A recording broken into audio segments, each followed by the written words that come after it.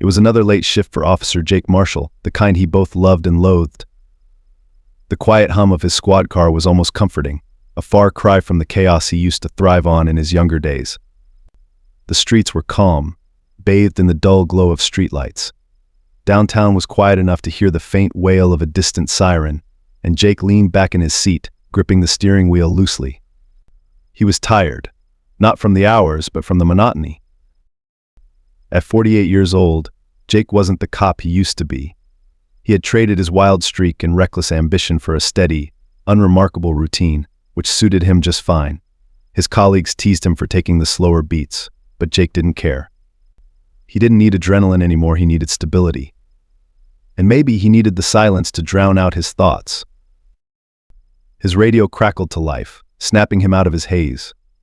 Unit 3 to 4, possible disturbance reported near Maple and 10th. Caller disconnected. Proceed to check the area. Jake sighed. Maple and 10th were at the edge of his patrol zone, bordering a neighborhood he knew too well. It was where he had lived with his ex-wife Marissa and their daughter Lily years ago, a life that felt like it belonged to someone else now. Still, duty was duty.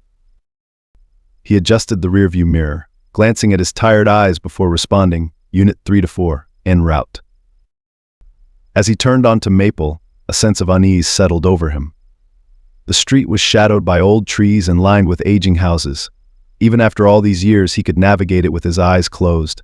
He knew every crack in the pavement, every flickering streetlight. It was a neighborhood that held both fond memories and bitter regrets.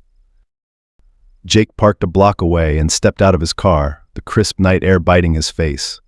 He walked cautiously, his flashlight cutting through the darkness. The address given by dispatch wasn't unfamiliar, it was his old home. His chest tightened. That house had seen the best and worst of his life. The echoes of laughter, arguments, and eventually silence still haunted him. The house looked worse than he remembered, its once white paint now peeling, the porch sagging like a tired old man. The front yard, once Marissa's pride, was overgrown with weeds. Jake hesitated on the sidewalk, his instincts warring with his memories. He hadn't set foot here since the divorce 6 years ago. Back then, he and Marissa had been strangers living under the same roof, their love replaced by resentment. Lily had been caught in the middle of their Cold War, a casualty of their mutual stubbornness. He pushed those thoughts aside and approached the house. The door was ajar, swinging slightly in the breeze. His hand instinctively went to his holstered gun as he stepped inside. "Hello?" "Police," he called out, his voice echoing in the empty space.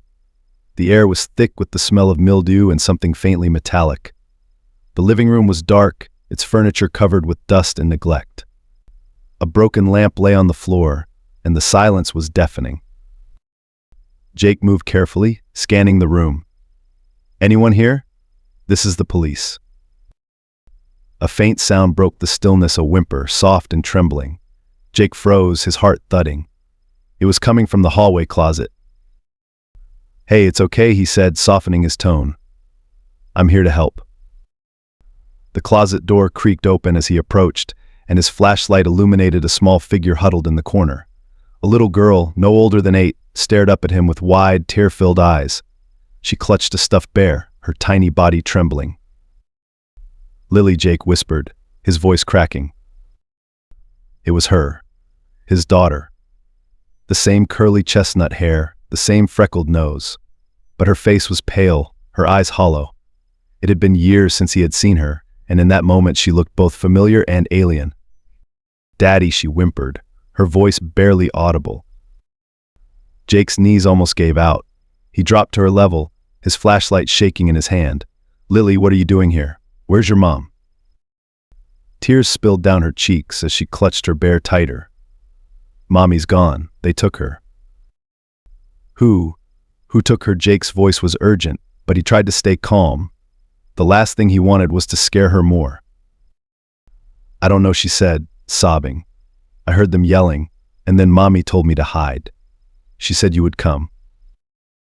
Jake's stomach churned. Marissa. He hadn't spoken to her in years, their communication reduced to occasional legal emails. But the idea of her in danger, of someone taking her, it was unfathomable. "It's okay," he said, reaching out to her. "I'm here now. No one's going to hurt you." Lily hesitated, then threw herself into his arms, clutching him with surprising strength. Jake held her tightly, his mind racing. He couldn't afford to be overwhelmed. His training kicked in, and he forced himself to think clearly. "Did you see who they were?" he asked gently, pulling back to look at her. She shook her head. "No, they had masks. But I heard them say something. About you.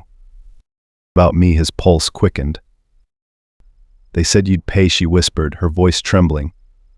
"I don't know why." Jake felt a cold knot form in his chest. Whoever had done this wasn't just targeting Marissa, they were coming for him too. But why? He had made enemies during his years on the force, sure, but none he thought would go this far. He stood, holding Lily in his arms. "We're getting out of here," he said firmly. As he carried her to the front door, he noticed something he had missed before: a dark stain on the carpet near the kitchen. Blood. His grip on Lily tightened, his protective instincts flaring. He stepped outside, scanning the street for any signs of movement. It was quiet, too quiet. Jake placed Lily in the back seat of his squad car and handed her a bottle of water from his kit. "Stay here, sweetheart. Lock the doors, okay?" She nodded, her small hands trembling as she took the bottle. "Don't leave me," she pleaded. "I won't," Jake promised, his voice steady. "I'm just going to check something. I'll be right back." He returned to the house, flashlight in hand. The sight of the blood confirmed his worst fears. This wasn't just a domestic dispute gone wrong. This was targeted. Someone wanted to send a message, and they had used his family to do it. Jake's mind raced as he scanned the room for clues. A broken vase near the door. Footprints leading toward the back exit. He followed them outside, where they disappeared into the darkness of the overgrown yard. Whoever had been here was long gone. When he returned to the car, Lily was curled up in the back seat, clutching her bear. She looked so small, so fragile. Jake slid into the driver's seat and took a deep breath. "Lily," he said, turning to her. "I'm going to take you somewhere safe, okay?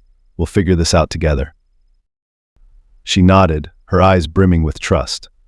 Jake felt a pang of guilt. He didn't deserve it. He had failed her before, and now he was determined not to fail her again. As he pulled away from the house, his mind churned with questions. Who had taken Marissa? Why were they targeting him? And most importantly, how was he going to protect Lily from whatever storm was coming? The answers wouldn't come easily, but one thing was clear: his past wasn't done with him yet. Jake drove with one hand on the wheel, his other resting protectively on Lily's small shoulder as she sat in the back seat, still clutching her stuffed bear. The rhythmic hum of the car did little to soothe the storm raging inside his mind. He glanced at her through the rearview mirror. Her eyes were fixed out the window, wide and wary, as though the darkness outside might suddenly come alive and reach for her. Jake's heart twisted. "What's wrong, Daddy?" Lily asked softly, her voice trembling.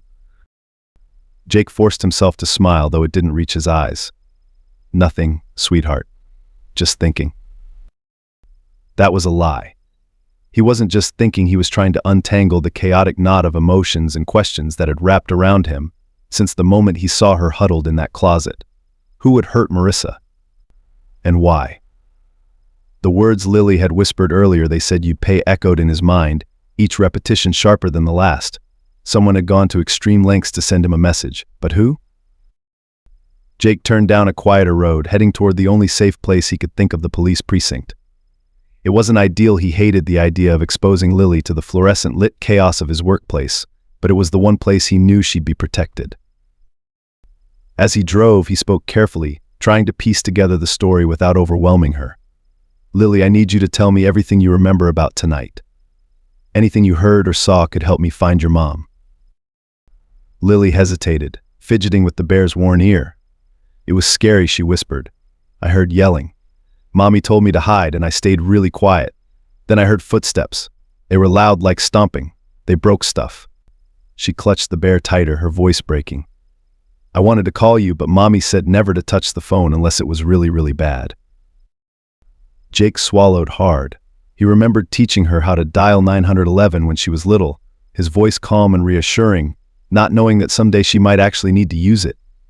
"You did the right thing, Lily. I'm proud of you." "Will we find Mommy?" Her voice was barely a whisper. Jake's grip on the wheel tightened. Yes, he said firmly, though he wasn't sure if he was promising her or himself. We'll find her. They reached the precinct, and Jake parked in the back lot. He stepped out first, scanning the area. Even here, under the bright security lights, he couldn't shake the feeling of being watched. He opened the back door and helped Lily out, wrapping his arm around her shoulders as they walked toward the entrance. Inside, the harsh fluorescent lights and the low hum of voices created a jarring contrast to the quiet tension outside. Officers moved about, some engrossed in paperwork, others exchanging stories over coffee. A few glanced curiously at Jake and Lily as they entered, but Jake kept his head down, steering her toward the back offices. Marshal, a familiar voice called out. Jake turned to see Sergeant Karen Bell, her brow furrowed. She was one of the few people on the force who had known him long enough to see through his stoic facade. What's going on? And who's this? Jake hesitated, glancing down at Lily, who clung to his side. This is Lily, he said quietly. My daughter. Bell's eyes widened in surprise. I didn't know you had a... She stopped herself, reading the urgency in his expression. Okay, what happened? Jake led Lily to a small, empty break room, motioning for her to sit at the table. He crouched to her level. Stay here for a second, okay? I'll be right outside. Lily nodded reluctantly, her eyes still filled with fear. Jake stepped out, closing the door behind him. Belle was waiting, arms crossed. Talk to me, she said. Jake ran a hand through his hair, the weight of the night pressing down on him. I got an emergency call earlier. A kid. It turned out to be Lily. I found her hiding in my old house. Marissa's gone and there's blood. Someone took her. Belle's face darkened. Jesus, Jake. Do you think this is connected to your past cases? That's what I'm trying to figure out, Jake admitted. Lily said she heard them talking about me, about making me pay. I've made my share of enemies, but this feels personal. Belle nodded, her mind already working through the possibilities. We'll put out an alert for Marissa. And I'll get a team to check out the house, see if they can find anything you missed. Thanks, Jake said, his voice heavy with gratitude. But I need you to keep this quiet for now. Whoever did this might still be watching. Belle's expression softened. We'll handle it, Jake. And you take care of that little girl. Jake glanced back at the break room, where Lily sat quietly, her small frame dwarfed by the chair. She looked so much like her mother, fragile and strong all at once. He knew he had to protect her, no matter the cost. But as he stood there, staring at the door, one thought consumed him. If Marissa had told Lily that he would come, then she had known something was coming, and she had believed, even after all these years, that Jake would still fight for them. He wasn't going to let her down. Not this time. Jake sat at the precinct's break room table, his head resting in his hands. Lily had finally dozed off on the couch, her stuffed bear tucked under her chin. The soft rise and fall of her chest should have brought him relief, but instead it only deepened his guilt. Every second that ticked by felt like another failure. Marissa was out there, alone, and he had no idea where to start. Sergeant Karen Bell appeared in the doorway, a manila folder in her hand. Her face was grim, and Jake knew the news wouldn't be good. We've got officers canvassing the area around your old place, she said, keeping her voice low so as not to wake Lily. But so far, no witnesses. The neighbors didn't see or hear anything. Jake let out a frustrated sigh. What about the blood? Did forensics find anything? Belle shook her head. It's fresh, but not enough to indicate serious injury. It's likely Marissa's, but we'll need to confirm that. No fingerprints, no DNA. Whoever did this was careful. Jake's jaw tightened. They're professionals, he muttered, half to himself. This isn't random. They're targeting her because of me. Belle sat down across from him, her eyes sharp. Do you have any idea who might be behind this? Someone from your old cases, maybe? Jake leaned back, his mind racing. Over his years on the force, he had crossed paths with plenty of people who might hold a grudge: gang leaders, drug lords, crooked politicians. But this felt different. This wasn't just about revenge. This was calculated, personal. There was a case, he began slowly, his voice heavy with regret. 8 years ago. A gang leader, Hector Spider Ruiz. I busted him for trafficking, but his brother Luis slipped through the cracks. Luis vowed revenge, but we never had enough to pin him down. He disappeared after Spider went to prison. It's a long shot, but... Belle's expression darkened. Luis Ruiz. I remember him. Nasty piece of work. If he's involved, we've got a serious problem. Jake nodded grimly. I always figured he'd come after me eventually. I just didn't think he'd go after my family. Belle glanced at the sleeping Lily, her voice softening. We'll keep her safe, Jake. You have my word. Jake's phone buzzed, breaking the moment. He glanced at the screen. It was a restricted number. His stomach sank. With a glance at Belle, he stood and moved into the hallway before answering. This is Marshall, he said, his voice low and steady. There was a pause, followed by a distorted voice that sent a chill down his spine. Hello, Officer Marshall. How's your daughter? Jake's grip on the phone tightened. Who is this? The voice chuckled, the sound grating and cruel. Let's just say I'm someone who remembers you. And now, you're going to remember me. Jake's heart pounded. What do you want? I want you to suffer, the voice hissed. The way you made my family suffer. But don't worry, we'll start small. Your ex-wife, for example. She's holding up well for now. Jake's blood ran cold. If you hurt her, you'll do what exactly? The voice taunted. You can't protect everyone, Marshall. You couldn't before and you can't now. But if you want to see her again, you'll play by my rules. Jake forced himself to stay calm. What do you want me to do? I'll be in touch, the voice said, followed by a click as the line went dead. Jake lowered the phone, his hand trembling with rage. He took a deep breath, steadying himself before returning to the break room. Belle was waiting, her expression concerned. What was that about? She asked. Jake hesitated, then handed her the phone. Trace the number. I need to know who's behind this. Belle took the phone and nodded. We'll get on it. In the meantime, what's your plan? Jake glanced at Lily, who was still fast asleep. I'm not waiting for them to make the next move. If this is Luis Ruiz, I know where to start. An hour later, Jake was standing outside a dingy bar on the outskirts of the city. The neon sign above the door flickered, casting an eerie glow on the cracked pavement. This place had been a known hangout for Ruiz's crew back in the day. If anyone knew where Luis was hiding, it would be someone here. Jake stepped inside, the stench of stale beer and cigarette smoke assaulting his senses. The bar was dimly lit, filled with a mix of regulars and shady characters. Conversations quieted as Jake approached the counter, his badge glinting under the neon lights. The bartender, a burly man with a scar running down his cheek, eyed him warily. What do you want, cop? Jake pulled out a photo of Luis Ruiz and slid it across the counter. I'm looking for him. You've got 10 seconds to tell me what you know. The bartender glanced at the photo, then back at Jake. Never seen him, he said gruffly. Jake leaned in, his voice low and dangerous. Don't play games with me. I know he used to run with people here. If you're lying, I'll make sure this place gets shut down for good. The bartender hesitated, then sighed. Fine. I haven't seen him in years, but there's a guy, Rico. He used to be tight with Luis. Word is he's still running small jobs around here. Where can I find him? Jake pressed. The bartender hesitated again, then nodded toward a corner booth. That's him. But good luck. He's not exactly friendly. Jake turned, his eyes locking on a wiry man hunched over a drink. Rico looked up as Jake approached, his face twisting into a sneer.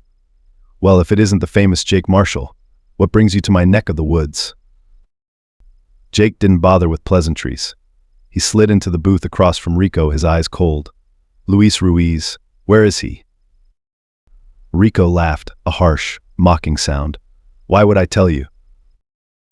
Jake leaned forward, his voice deadly. Because if you don't, I'll make sure every cop in this city knows your name. You'll be lucky to walk out of here without cuffs. Rico's smirk faltered, and he leaned back, studying Jake. You're serious. Dead serious, Jake said. Now talk. Rico sighed, running a hand through his greasy hair. Luis has been laying low, but I heard he's got a place over by the old industrial park. He's been moving shipments out of there. That's all I know, I swear. Jake stood, his eyes never leaving Rico's. If I find out you're lying, I'll be back, and you won't like it. Rico raised his hands in mock surrender. Whatever you say, cop. Jake turned and walked out of the bar, his mind racing. If Rico was right, he was one step closer to finding Luis and Marissa. But he knew this was just the beginning. The real fight was still ahead, and he had no intention of losing. Not this time. The industrial park was a ghost town, a relic of a bygone era when the city had been a hub of manufacturing and progress. Now it was a graveyard of rusting metal and crumbling buildings, the perfect hiding spot for someone like Luis Ruiz. Jake parked his unmarked car a few blocks away, slipping his badge into his jacket pocket. This wasn't an official operation, and he couldn't risk drawing attention. Tonight, he wasn't just a cop, he was a father on a mission. The faint glow of a distant streetlight barely illuminated the area. Jake moved through the shadows, his footsteps muffled by the cracked asphalt. His senses were on high alert, every creak and rustle of the night making his heart pound. He approached a large warehouse, its faded sign, barely legible Harlow Steel Company. The edges of the building were overgrown with weeds, and a chain-link fence surrounded the perimeter, its padlock broken. Jake crouched low, his hand resting on the grip of his sidearm as he scanned the area. A faint light flickered through one of the grimy windows. Someone was inside. He slipped through the gap in the fence and crept closer, keeping to the shadows. From the outside, the warehouse looked abandoned, but as Jake drew nearer, he could hear faint voices. He pressed himself against the cold metal wall, straining to make out the conversation. Shipment's almost ready, a gruff voice said. Boss wants it out by morning. Another voice responded, this one higher pitched and nervous. What about the woman? She's been asking too many questions. Why don't we just... Shut up, the first man snapped. Boss said to keep her alive. For now. Jake's stomach churned. Marissa. She was alive. But for how long? He peered through a crack in the wall, his breath catching as he spotted two men standing near a makeshift workstation cluttered with crates and tools. One of them, tall and muscular with a tattoo snaking up his neck, was clearly in charge. The other, smaller and wiry, fidgeted nervously, glancing around the room.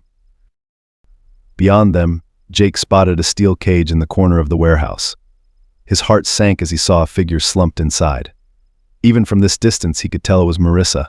Her head rested against the bars, her hair disheveled, but she was breathing. Jake's hand tightened around his gun. He couldn't storm in blindly, not with Marissa so close to danger. He needed to be smart, to take them out one by one without alerting the others. He scanned the room again, noting the exits and the tools scattered nearby. He reached into his jacket and pulled out his phone, quickly typing a text to Sergeant Bell. Found Marissa. Warehouse at Harlow Steel Company, backup needed. Quiet approach. 2 suspects confirmed. He hit send and pocketed the phone, knowing it could be several minutes before backup arrived. He didn't have that kind of time. Every second Marissa spent in that cage was another second too long. Jake moved silently to the side entrance, his years of training kicking in. The door was ajar, and he slipped inside, his gun drawn. The metallic tang of oil and rust filled his nostrils, and the dim light cast eerie shadows on the walls. The smaller man was pacing nervously near the workstation, muttering to himself. Jake seized the opportunity, moving quickly and silently. Before the man could react, Jake pressed the barrel of his gun against his temple. Don't make a sound, Jake whispered, his voice cold and steady. Where's Luis? The man froze, his eyes wide with fear. He's not here, he stammered. He left an hour ago. I swear. Jake pressed harder, his patience wearing thin. What's the plan? Where's the shipment going? I don't know, the man whimpered. I just move the crates. That's all I do. Jake delivered a swift blow to the man's head, knocking him out cold. He lowered him to the ground quietly and secured his hands with zip ties from a nearby workbench. One down. The larger man, still engrossed in his work, hadn't noticed a thing.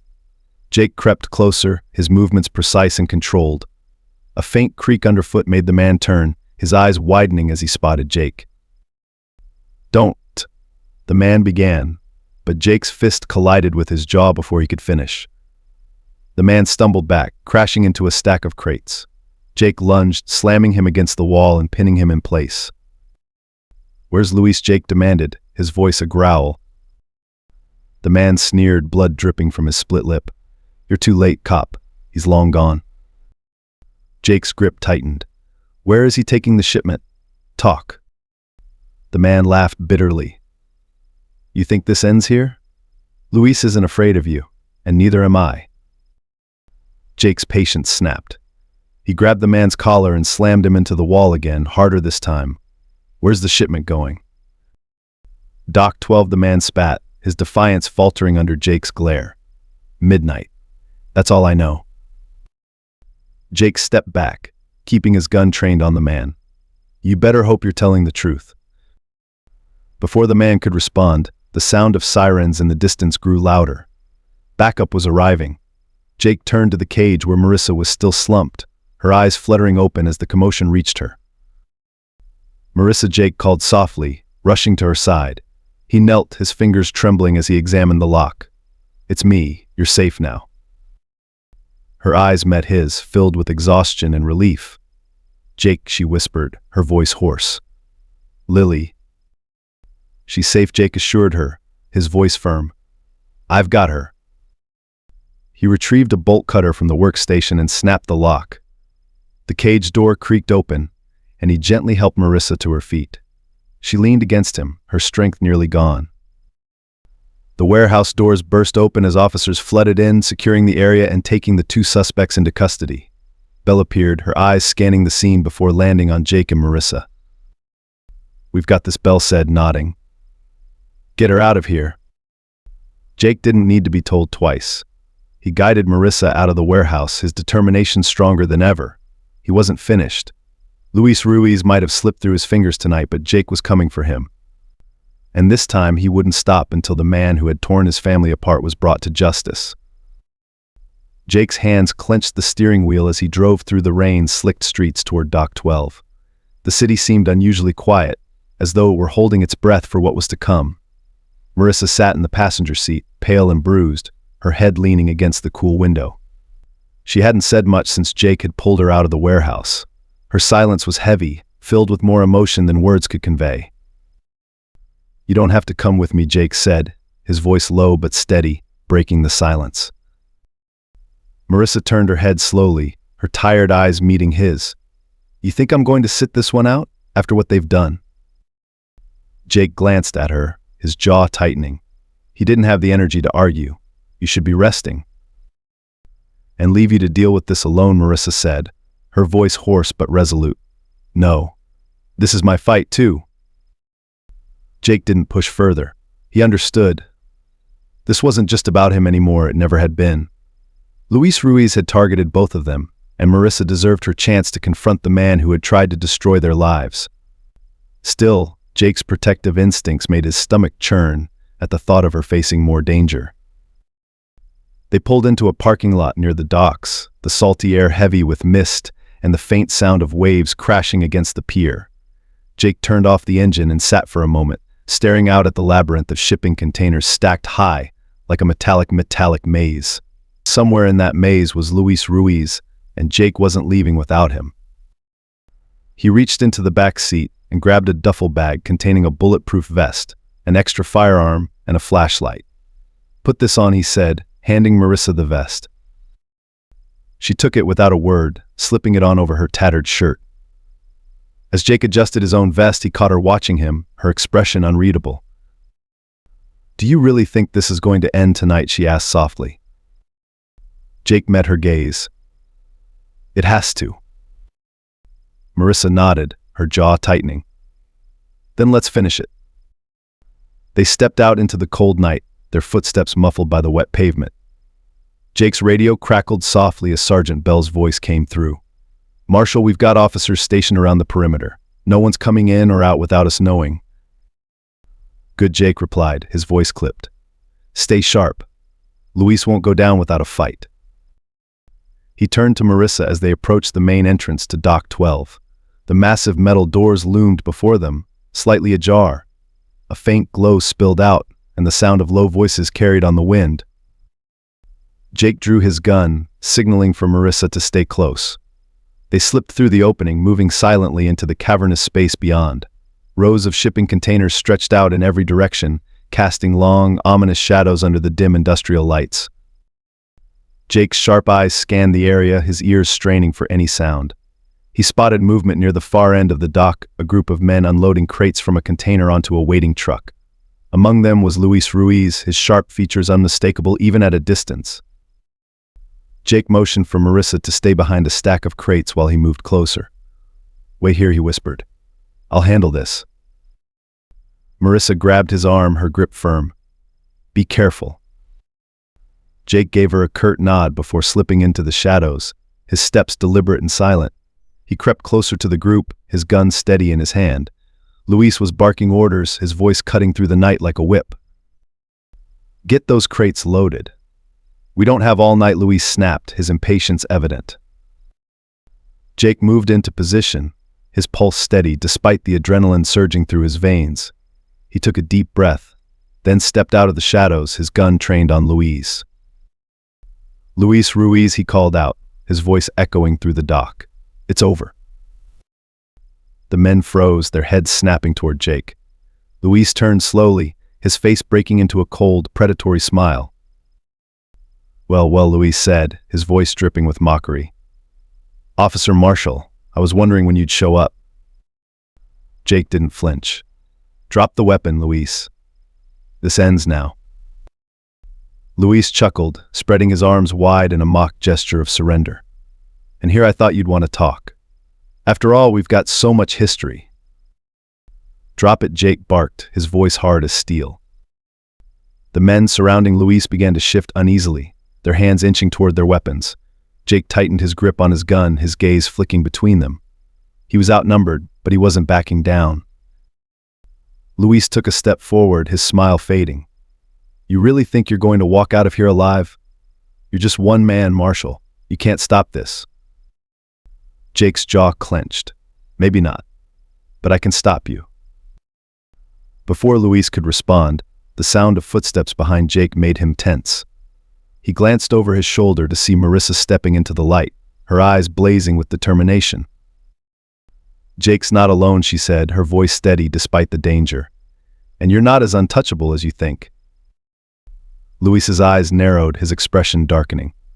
"Ah, the wife. Brave of you to join us." Jake stepped in front of Marissa, shielding her with his body. "This is between you and me, Luis. Leave her out of it." Luis smirked. "Oh, but she's already involved. You both are. And you're going to pay for what you've done." The tension in the air was palpable, the silence broken only by the distant sound of waves. Jake's finger hovered over the trigger, his mind racing. He needed to end this quickly before anyone else got hurt. The dock was a powder keg waiting to explode, and Jake could feel it in every fiber of his being. His gun was trained on Luis, but he was outnumbered, with Marissa standing exposed behind him. His mind raced, calculating every angle, every move he could make. He needed to buy time, to shift the odds in his favor. "You think you're in control here?" Luis, Jake said, his voice steady but charged with tension. "Look around. Your men might outnumber me, but the cops are already closing in. This ends tonight, and you're not walking away." Luis laughed, a cruel, guttural sound. "You think I'm scared of a few badges? You don't get it, do you? You ruined my family, Marshall. My brother rots in prison because of you. You took everything from me." Jake's jaw tightened. "Your brother trafficked women and kids like they were cargo. He deserved everything he got." Luis's face darkened, his hands clenching into fists. "And now, so will you." Before Jake could react, Luis gave a subtle signal to his men. One of them lunged forward, drawing a weapon. Jake fired instinctively, the sharp crack of his gun cutting through the night. The man fell, his weapon clattering to the ground. Chaos erupted. The remaining men scattered, some diving for cover behind the crates while others fired blindly in Jake's direction. Jake grabbed Marissa's arm and pulled her down behind a stack of shipping containers as bullets whizzed past. "Stay here," he barked, his voice leaving no room for argument. Don't move. Marissa's eyes were wide with fear but resolute. She nodded, crouching low as Jake moved out, using the maze of containers as cover. His training kicked in, his movements precise and deliberate. He took down another assailant with a clean shot, then ducked back behind a container as more gunfire erupted. From his vantage point, he saw Luis retreating toward the truck, shouting orders. The crates were being hastily loaded, but Luis wasn't leaving yet. Jake knew why Luis wanted him dead. This wasn't just about escaping. It was personal. Jake's radio crackled to life in his pocket. "Marshal, we're moving in," came Sergeant Bell's voice. "Perimeter is secure. Hold your position." "Negative," Jake replied, his breathing heavy. "Luis is trying to escape. I need to stop him." "Backup's on its way," Bell insisted. "Don't do anything stupid." Jake didn't respond. He couldn't wait. Every second Luis remained free was another second Marissa and Lily would be in danger. He wasn't taking that chance. He moved swiftly, his eyes scanning for threats. A man appeared from behind a container, his weapon raised. Jake fired, dropping him with a single shot. The path to the truck was clear now, and he sprinted forward, his gun trained on Luis. Luis saw him coming and pulled out his own weapon, firing wildly. Jake ducked behind the truck, the bullets ricocheting off the metal. He returned fire, the shots forcing Luis to retreat further into the dock. Jake rounded the corner of the truck, his gun aimed squarely at Luis. "It's over, Luis. Drop the gun." Luis hesitated, his chest heaving with exertion. For a moment Jake thought he might surrender, but then Luis's face twisted into a sneer and he raised his weapon. Jake didn't hesitate. He fired twice, the shots ringing out like thunder. Luis staggered, his gun falling from his hand as he dropped to his knees. Blood seeped through his shirt, and he fell forward onto the wet pavement. Jake approached cautiously, his gun still trained on Luis. The man gasped for air, his eyes blazing with defiance even as his strength waned. "You think you've won," Luis rasped, his voice barely audible. "But this isn't over. Others will come." Jake crouched beside him, his face hard. "Not for my family, they won't." Luis's eyes flickered, his breath rattling in his chest. And then he was still. Jake exhaled, his body trembling with the release of tension. He lowered his gun, the weight of the night crashing down on him. The sound of approaching sirens grew louder, the red and blue lights cutting through the darkness. Marissa emerged from her hiding spot, her face pale but determined. She ran to Jake, her arms wrapping around him tightly. He held her close, his breath hitching as the adrenaline ebbed. "It's over," he murmured, his voice raw. Marissa pulled back, her eyes searching his. "Is it?" Jake didn't answer. The truth was, he didn't know. But for now, Luis was gone, and his family was safe. An hour later, the dock was swarming with police. Luis's men were in custody, the crates of contraband were being catalogued, and paramedics tended to minor injuries. Jake sat on the back of an ambulance, his head in his hands. Marissa was nearby, wrapped in a blanket as a paramedic checked her vitals. She caught Jake's eye and offered a small, tired smile. He returned it weakly, his mind still racing. Sergeant Bell approached, her expression a mix of relief and exasperation. "You never listen, do you?" Jake looked up at her, his exhaustion evident. "If I had, Marissa might not be here right now." Bell sighed, crossing her arms. "Fair point. But you could have gotten yourself killed. And then where would your daughter be?" The mention of Lily made Jake's chest tighten. He nodded, his voice quiet. "You're right, but I couldn't just stand by." Bell placed a hand on his shoulder. "You did good, Jake. Go home. Be with your family." Jake nodded, rising to his feet. He walked over to Marissa, who stood to meet him. "Ready to go?" he asked softly. She nodded, her eyes glassy with unshed tears. "Let's go see Lily." They arrived at the precinct just before dawn. Lily was asleep on a cot in the break room, her stuffed bear still clutched tightly in her arms. Jake and Marissa stood in the doorway, watching her. "She's been through so much," Marissa whispered, her voice thick with emotion. "And it's all because of us." Jake shook his head. "No, it's because of Luis. And he's gone now. Marissa turned to him, her expression conflicted. But what about us, Jake? Where do we go from here? Jake hesitated, the weight of her question pressing down on him. I don't know, he admitted. But I know I'm not walking away again. Whatever it takes, I'll be here. For you, for her. Marissa studied him for a long moment, then nodded. Okay. Jake stepped into the room and knelt beside Lily, brushing a strand of hair from her face. She stirred, her eyes fluttering open. When she saw him, her face lit up with a sleepy smile. Daddy, she murmured, her voice soft. Jake's throat tightened. Hey, sweetheart. Everything's okay now, I promise. As Lily drifted back to sleep, Jake sat beside her, his hand resting gently on hers. For the first time in years, he felt a glimmer of hope. The road ahead wouldn't be easy, but he was ready to face it together with his family.